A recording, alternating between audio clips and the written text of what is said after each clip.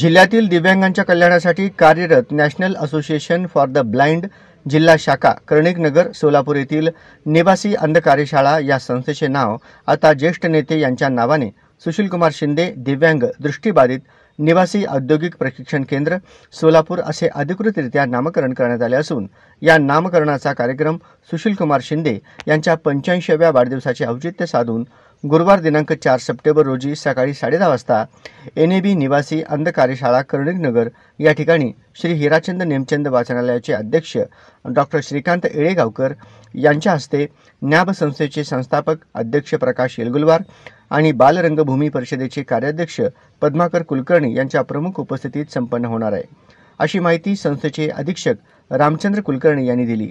न्याब संस्थेने फार पूर्वी पाठवलेला नामांतराचा प्रस्ताव होता। हा प्रस्ताव शासनाने मान्य करून सोलापूरच्या विकासावर आणि दिव्यांग सेवेवर असलेला सुशीलकुमार शिंदे यांचा विश्वास आणि त्यांच्या कार्याचा गौरव केला आहे।